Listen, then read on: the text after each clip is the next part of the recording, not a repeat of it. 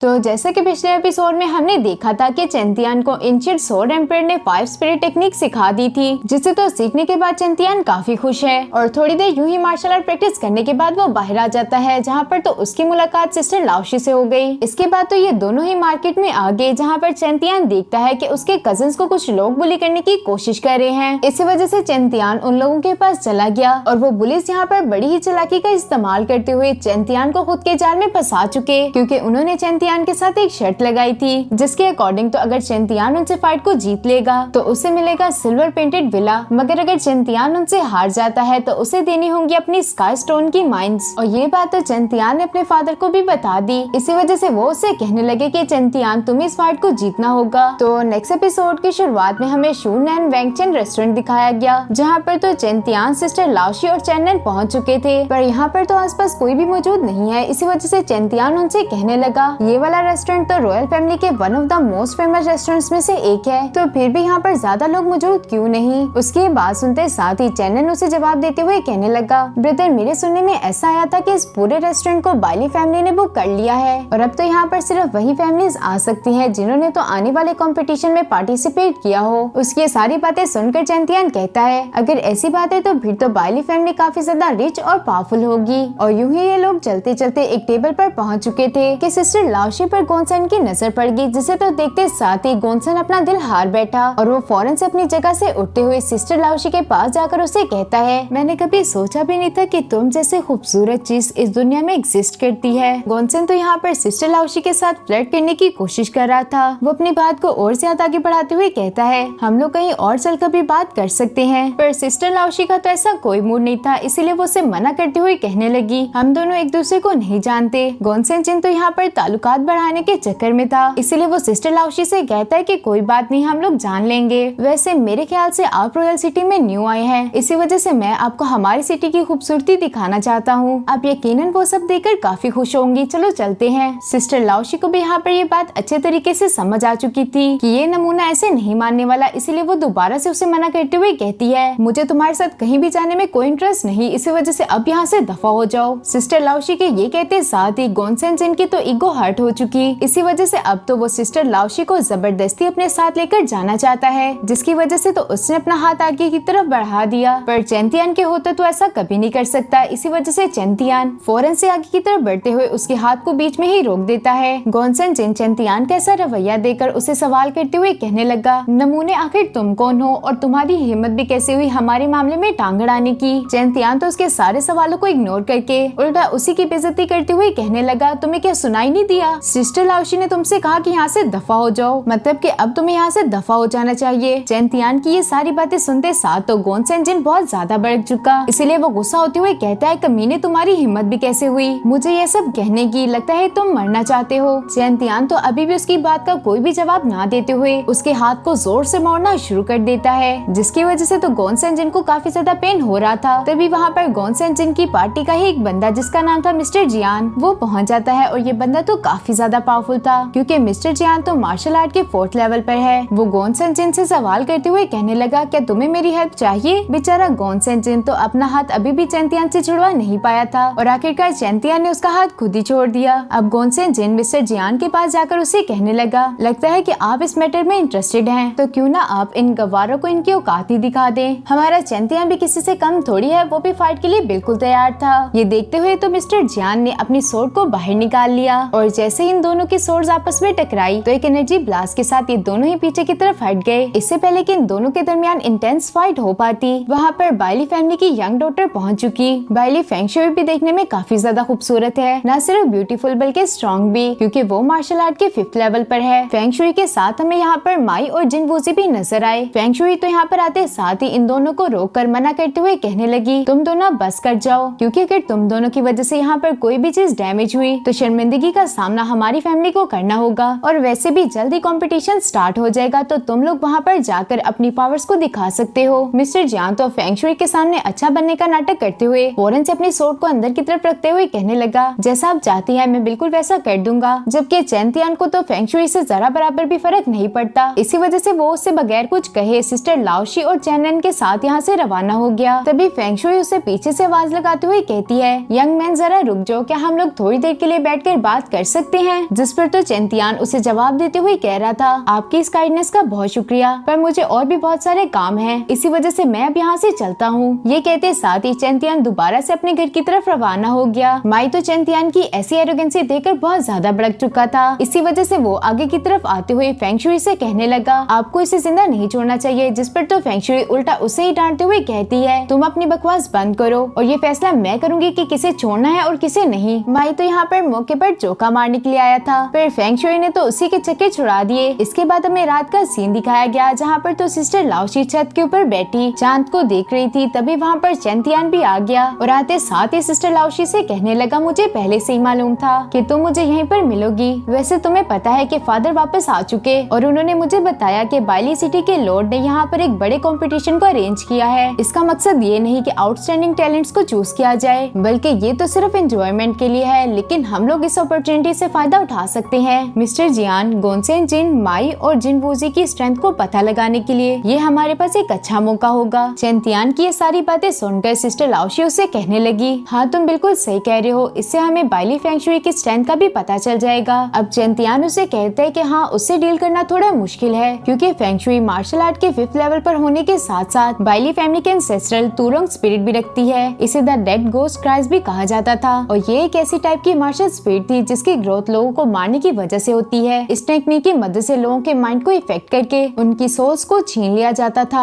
तभी चेंतियान को एक और बात याद आ गई। वो सिस्टर लाओशी से कहता है कि आज की फाइट के बारे में फादर को भी पता चल गया और वो इसकी वजह से मुझसे नाराज नहीं बल्कि उल्टा खुश थे। बस अब मैं चाहता हूँ कि जल्दी से जल्दी मैं बड़ा हो जाऊँ। उसकी ये बात सुनकर तो सिस्टर लाओशी फौरन से उसे सवाल करते हुए कहने लगी, चेंतियान आखिर बच्चे बने रहने में क्या बुराई है और आखिर तुम क्यों इतनी जल्दी बड़े होना चाहते हो? जिस पर तो चेंतियान प्यार से सिस्टर लाओशी की तरफ देखते हुए कहता है, ताकि मैं तुम्हें और फादर को प्रोटेक्ट कर सकूं। उसकी ये बात सुनकर तो सिस्टर लाओशी दिल ही दिल में काफी ज्यादा खुश हो चुकी। इन दोनों के दरमियान अभी ये प्यारा सा मूवमेंट चल ही रहा था कि तभी वहाँ पर रंग में भंग डालने के लिए चेनन पहुँच गया, जो कि आते साथ ही चेंतियान को आवाज लगाते हुए कहता है, चेंतियान अब सो जाओ क्योंकि काफी देर हो चुकी, कल हम लोगों को जाकर फाइट भी करनी है। जिस वजह से तो चेंतियान को ना चाहते हुए भी यहाँ से जाना पड़ा। इसके बाद हमें नेक्स्ट डे का सीन दिखाया गया, जहाँ पर तो सब लोग ये शून एंड जेड सिटी के कंपटीशन के लिए पहुँच चुके थे। इस कंपटीशन में तो 50 से ज्यादा फैमिलीज ने पार्टिसिपेट किया है। तभी वहाँ पर हम गोनसेन जिन की बहन को देखते हैं, जिसका नाम था गोनसेन जिंग। दोनों के नाम काफी ज्यादा सिमिलर है, इसी वजह से इसकी बहन को मैं मिस जिंग कहूंगी। मिस जिंग भी मार्शल आर्ट के 2nd लेवल पर थी। तभी वहाँ पर बाइली सिटी का लॉर्ड, जिसका नाम था वेंग शुआ, वो पहुँच चुका। वो आते साथ ही सारी फैमिलीज को वेलकम करते हुए कहने लगा, आप लोग यहाँ पर आए मुझे बहुत खुशी हुई, मगर अगर किसी ने यहाँ पर प्रॉब्लम्स क्रिएट करने की कोशिश की फिर उसका जो भी अंजाम होगा उसका जिम्मेदार वो खुद है। इसी वजह से मैंने आप लोगों को इस बारे में पहले ही वार्न कर दिया। तो चलो फिर कंपटीशन को स्टार्ट करते हैं। इसके बाद वहाँ पर बाइली फैमिली का एल्डर, जिसका नाम था बेंजी, कंपटीशन के रूल्स को समझाते हुए कहता है कि अगर आप लोग हार जाएं तो अपनी हार को एक्सेप्ट कर लें, और जिस किसी ने भी अपनी हार को एक्सेप्ट ना किया तो वो मैच तब तक चलेगा जब तक कि एक ओपोनेंट मारा नहीं जाता। अरीना में तो सब लोग पहले से ही पहुंच चुके थे, जो कि एल्डर्स की बातों को ध्यान से सुनते हैं। तभी एल्डर ने अपनी पावर्स का इस्तेमाल करते हुए वहाँ पर एक फॉर्मेशन को क्रिएट कर दिया। उसकी इस टेक्निक का नाम था डेड गोस्ट क्राई, और जैसा कि हमें तो पहले से ही मालूम है कि ये टेक्निक बहुत ही ज्यादा पावरफुल और खतरनाक है। बेंजी की बनाई गई फॉर्मेशन से बहुत सारी डेड सोल्स ने निकलना शुरू कर दिया, जो कि इन सारे डेसिबल्स को चारों तरफ से घेर लेती हैं। ये गोस्ट सीधा जाकर उनकी सोल्स पर अटैक कर रहे थे, जिसकी वजह से तो डेसिबल्स को काफी ज्यादा पेन होना शुरू हो चुका। इवन कि चेंतियान भी इन गोस्ट के रोने की आवाजों से बहुत ज्यादा तंग आ चुका था। पर जैसे ही उसकी नजर चेनन पर पड़ी तो उसकी हालत तो उससे भी ज्यादा खराब थी। इसी वजह से चेंतियान उसे सवाल करते हुए कहने लगा, चेनन क्या तुम ठीक हो? अगर तुमसे ये सब बर्दाश्त नहीं हो रहा तो तुम इस कंपटीशन को क्विट कर सकते हो, तुम्हें कोई जरूरत नहीं खुद को फोर्स करने की। मगर चेनन तो ऐसा नहीं करना चाहता था। इसी वजह से वो चेंतियान को जवाब देते हुए कहने लगा, मैं जितनी देर यहाँ पर रुक सका मैं उतनी देर जरूर रुकूंगा। चेंतियान को भी ये बात समझ आ चुकी कि ये बेवकूफ उसकी बात नहीं सुनने वाला। इसी वजह से उसने फौरन से अपने मार्शल सोल आर्मर को एक्टिवेट कर लिया, जिसकी वजह से तो वो गोस्ट अब चेंतियान की सोल पर अटैक नहीं कर पा रहे थे। और चेंतियान धीरे धीरे आगे बढ़कर चेनन को भी इस शील्ड से प्रोटेक्ट करता है ताकि वो भी इस कंपटीशन को पास कर सके। मगर जैसे ही चेंतियान की नजर सामने खड़ी फेंगशुई पर पड़ी तो वो तो बिल्कुल ऐसे खड़ी थी कि जैसे यहाँ पर कुछ हो ही नहीं रहा। बाकी सब लोगों की तो मरने जैसी हालत हुई थी। और ये मैडम तो अपने नाखूनों को चेक करते हुए देख रही थी कि नेल पॉलिश सही भी लगी है या फिर नहीं। ये नजारा देखकर तो चेंतियान भी काफी हैरान था कि आखिर इससे कुछ क्यों नहीं हो रहा। तभी एल्डर ने अपनी इस टेक्निक को डीएक्टिवेट कर दिया। टोटल 16 स्टूडेंट ने इस टेस्ट को पास कर लिया था। जिनकी अब आपस में फाइट्स होंगी। टोटल यहाँ पर 8 फाइट्स होने वाली थी।